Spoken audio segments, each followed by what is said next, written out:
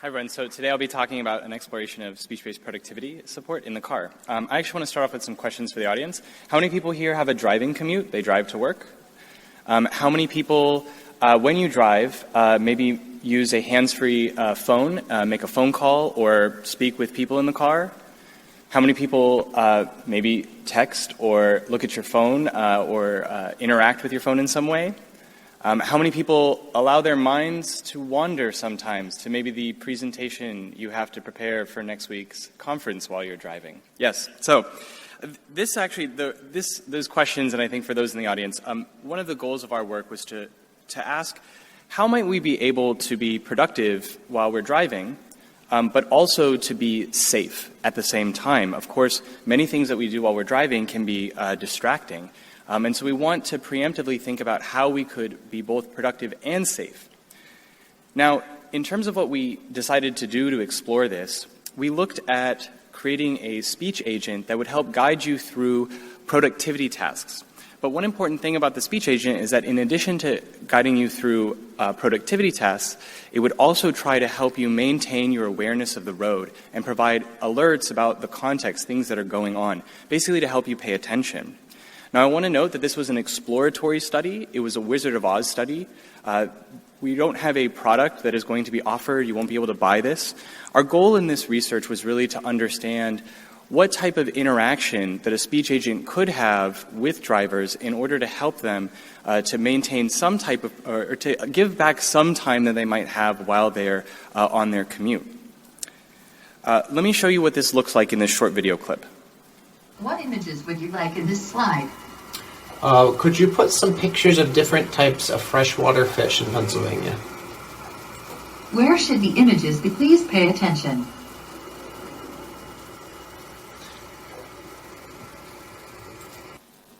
So in this clip, I want to point out a couple of things. The way that we actually structured the speech agent and productivity tasks is completely speech-based. There's no visual or tactile interfaces. These have been shown well over and over again to be highly distracting. So this is 100% speech-based. There's no screens in this.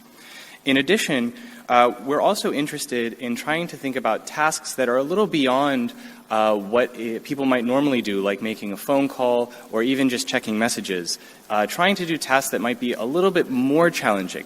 Once again, our idea is to try and think about and sort of even push the boundaries a little bit of what might be possible as a way to understand some of the cognitive constraints that can happen when you're dual task driving and trying to do a productivity task.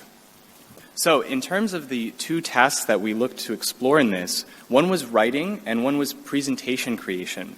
And as I mentioned, these are probably a little bit further in content creation than we might expect to be able to do while driving. The writing task was intended to be language-oriented and linear, something you could kind of go through step by step, whereas presentations are a little bit more visually oriented as well as nonlinear.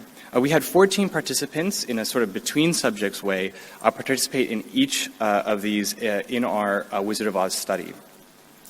Now, in terms of the actual design of that speech agent and how they would provide support, we thought about two different factors that we could manipulate, one about productivity and one about safety.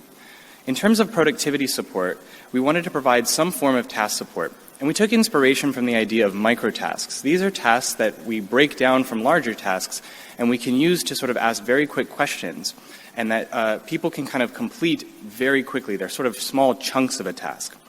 In the case of a high task support condition, the speech agent would ask questions like, what is the title of this slide? Or what is the goal of this tutorial that you're writing? In the case of low task support, the speech agent would simply provide a little, okay, what's next? This is sort of a pacing thing, like, I've heard you, let's continue on. Now, in terms of context support, we want to be able to provide something to help maintain the driver's awareness of the road, sort of kind of keep them not so focused on their task. In the low context support, we provided a message that said, please pay attention. Previous work has actually shown that even telling drivers to pay attention can help them maintain a little more awareness of the road.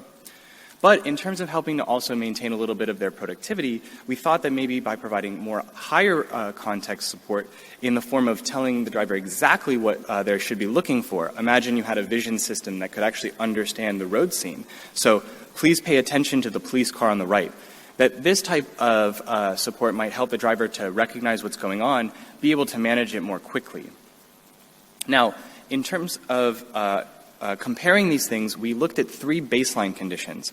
Just driving, so this is just people driving without having to do any dual task. Just talking, which we used as a productivity measure, where they simply speak as if they were talking to just a transcription engine. So there's no task support here. And finally, driving and talking. Once again, that's sort of speaking to a no speech agent, but the idea being that they're still under dual task conditions. In terms of the measures that we did, we looked at both driving performance as well as some productivity performance measures. We looked at things like the median headway distance, the speed at which they drove and how well they maintained their speed, as well as their reaction time under braking. In terms of productivity, we looked at things like how much content they were creating, word count or slide count, depending on the task.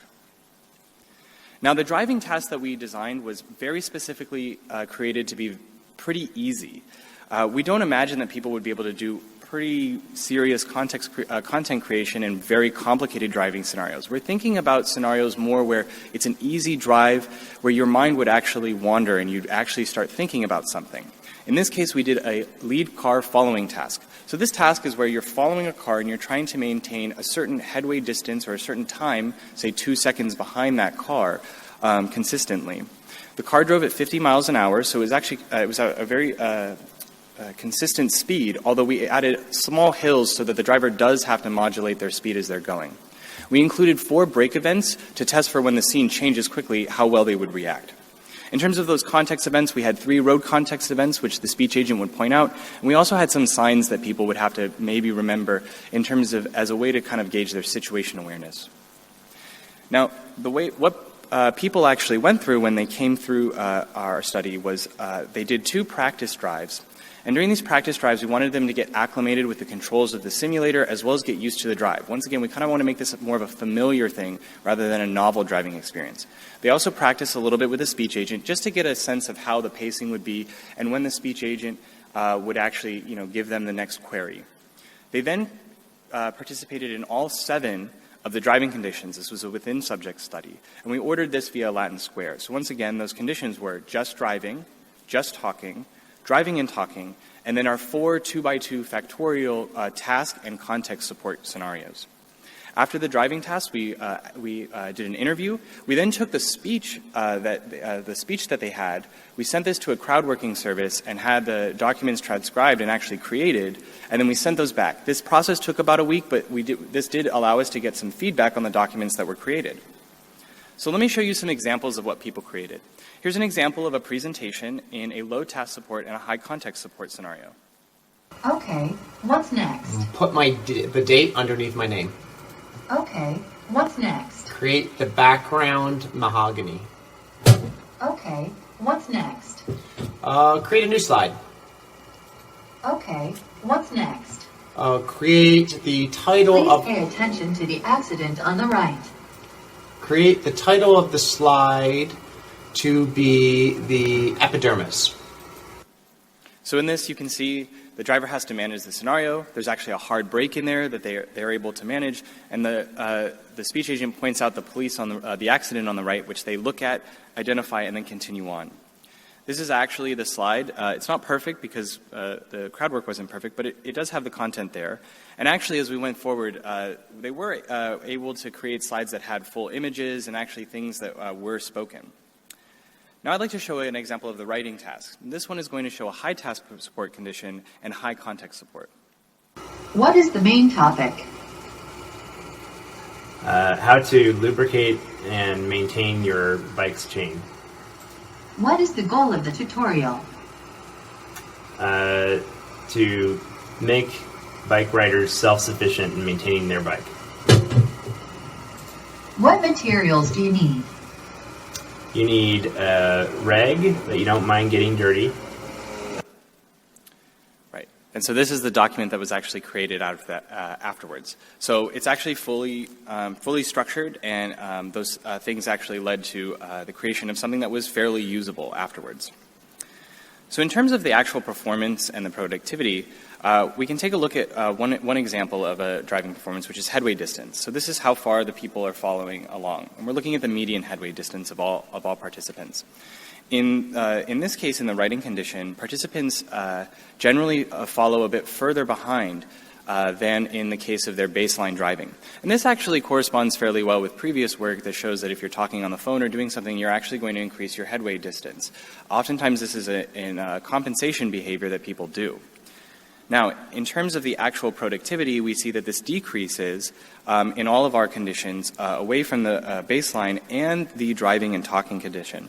And what's mostly going on here is that structured interaction between the speech agent is probably slowing you down, but those context cues are causing you to pause and take a look at the scene. And this is going to reduce the amount of content that you're creating. Now, I'll quickly show something which shows what following well looks like. You can see here in this graph, the blue line is the driver, the orange line is the car that's being followed, and there's 4 brake events. The driver is fairly well matched with all of those brake events. They're following pretty well, and they're reacting fairly quickly. Now, when they're under that dual task load, though, they typically tend to fall back. And what this ends up looking like is that drivers fall back so far that those hard brake events don't even matter. This is actually interesting in the fact that from our reaction measurements, we found no significant differences among conditions. Even when we controlled for when people were actually close enough to brake, people were able to manage it. We're still able to manage it within a reasonable time. So in terms of another type of measure, we can look at steering input. So this is how much you're actually sort of wiggling around on the road and how much you're putting into the steering wheel. In terms of this, we show lower steering input when you're under a dual task load for all conditions that are not the driving only baseline. And this also corresponds with some prior work that suggests that you don't actually put as much input in. What ends up happening here is that the simulator tracks very straight when you're not actually putting as much input into the wheel. In terms of the productivity and the slide creation, we see that there is actually lower differences in the high task structure condition. And one of the reasons that we found out later that why this might be is because the high task structure was very linearly going through slides asking you to say, what's the title, what's the color, what are the images? And people don't typically think about that when they think about slides. They're more jumping around and creating a title and an image and then making more of an outline. So a little bit of qualitative feedback. This is something where drivers were actually had very different impressions of this. Some drivers felt that the context support was really interruptive. It would really throw off their thinking. It would force them to look around at the scene. And in some ways, it could overload them while they were trying to search for something if it didn't tell them what they were looking for. That being said, other drivers actually found these context supports to be really useful. Some of them said even, I would love this in my car today for it to point out things that I should be paying attention to and keeping me aware of the road. In terms of that task support, drivers felt that high task support, in some cases, went really against the way that they thought. And it took them away from their train of thought. And this is something where the high task support conditions may have not been as well appreciated as even just speaking, saying, okay, what's next, and letting their mind go wherever they want, or just freely talking. That being said, other drivers really liked these sort of micro-task kind of interactions. It helped them get through the task efficiently, and it also helped them actually focus on what they were trying to say. And so, once again, we're a little bit mixed here in terms of what worked well for drivers as they were moving along. Finally, in terms of reviewing the documents, there weren't any clear patterns of any conditions which were really, really better, but most of the documents that people found to be more useful or they liked better seemed to be the ones where they were thinking more freely, where they were either just speaking out loud or where they were speaking with just the, okay, what's next? And we think this has to do with this fact that they're probably just creating more content here, or they're able to outline more. Oops. So, in conclusion, there's a couple of things that we found. Drivers showed some compensation behaviors, and we do show some behavioral differences in their driving and some potential degradations, but nothing was particularly too dangerous. Nobody in our simulation crashed, at least due not to the simulator crashing. And people were able to actually create fairly complex content. I was actually surprised. Someone did their entire code documentation as a how-to guide through these driving tasks. Now, our factors didn't have clear differences in terms of managing the driving or the productivity tasks, at least in terms of our objective measures. But in terms of our qualitative results, this isn't really a one-size-fits-all type of interaction. People really found that they preferred, and even the way in which they thought and the way they felt they were loaded worked better in certain conditions or another, whether it was high or low task support. And so in terms of actually thinking about this from a design perspective, we really think that people need to consider the individual and maybe even be able to recognize what's working well for them.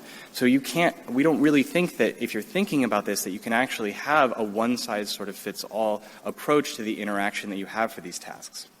Finally, these are challenging tasks, and many of our drivers, even in a fairly easy simulation in a simulator, felt that they were probably on the limit of what they would actually be able to do.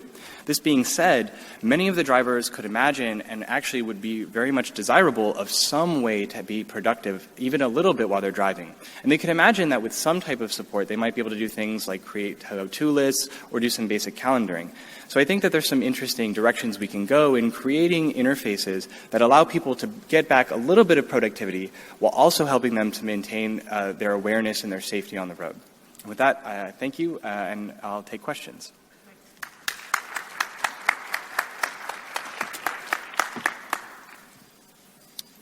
And our That's all right. Our student volunteers walking around with a microphone, please stand up clearly so we can see where you are and the speaker can see. While you are thinking of your first question, I have one for Nick. As we're moving towards a situation with more cars that have more capability, like automated driving levels, how can your system be integrated in those types of situations? Yeah. So I think the question around in a more autonomous automotive situation, how this could work. Actually, this is something that both my mentor at Microsoft Research, Shamsi, and I talked about, is that even in an autonomous scenario where you may not be driving, having a speech-based productivity interface might still be desirable, especially if you're someone who gets car sick. The idea of actually pulling out your laptop and working may not be that comfortable. It's also not that comfortable to sit there in a car seat and work on a laptop. And so we imagine that we might be able to use these type of speech-based tasks even in autonomous cars through different levels, yeah. Lots of room for questions. This is why you came to a conference. There's one right here at the front.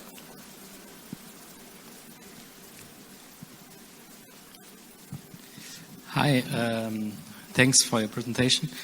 Did you identify a difference between male and female participants? So I would assume that female could handle it much better than male participants. No, we didn't. Sorry. No, we actually didn't explore the differences between male and female participants, and I'm actually not aware of any sort of theoretical reasons why people may be better or worse suited to kind of managing a dual task scenario. But if you are aware of some, I'd be interested in talking to you about it.